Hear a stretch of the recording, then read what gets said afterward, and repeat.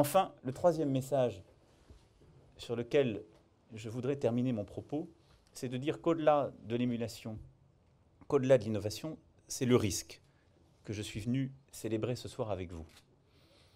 Parce que finalement, ce dont nous avons besoin avant tout, ici, dans notre pays, c'est de prendre des risques. Plus de risques. Toujours plus de risques. Et l'esprit des batailles que je suis en train d'essayer de mener au niveau national sur d'autres sphères, c'est le même esprit. C'est-à-dire de donner de la place à celles et ceux qui n'en ont pas encore. La France est un pays qui est plein de trésors. Nous sommes les rois de l'auto-dénigrement, ce qui est toujours une erreur.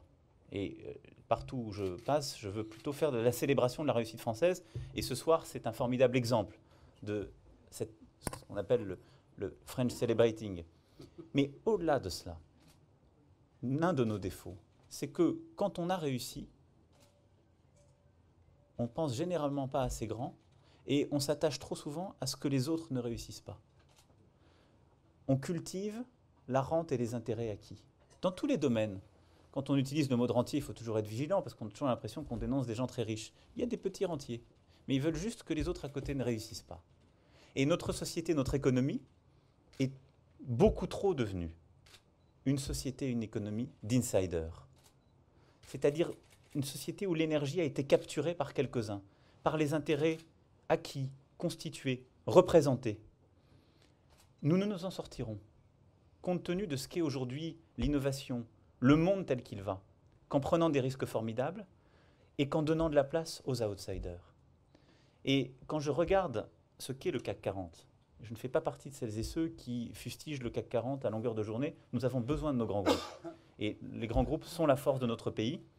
Une phrase très politiquement incorrecte que j'ai dit souvent, mais qui éclaire tout le monde, c'est que si la France n'avait pas le CAC 40, elle aurait à peu près l'écosystème économique de l'Espagne. Et tout de suite, les gens se représentent ce que le CAC 40 constitue pour notre économie. Parce que ce sont ces grandes entreprises qui tirent les PME, les ETI à l'international, qui créent des véritables filières. Mais le drame, c'est que notre CAC 40 ressemble terriblement au CAC 40 d'il y a 30 ans. Et quand je le compare au Nasdaq, je me dis que nous sommes peut-être en train de manquer un train.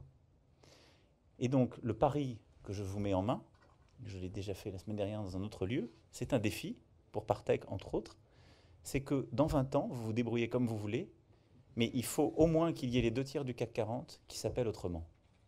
Et ça, c'est un vrai défi, collectif. C'est que celles et ceux qui aujourd'hui sont en train de vouloir réussir en France en aient les moyens, puissent trouver les voies et moyens. Parfois, on est dans les grands groupes en devenant leur premier client, puis progressivement en remontant la chaîne de valeur, puissent faire des acquisitions dans ce pays, puissent se développer, mais qu'enfin nous constituions de nouveaux leaders. Que penser grand, penser mondial, puisse se faire dans notre pays. Que nous constituions de nouveaux champions.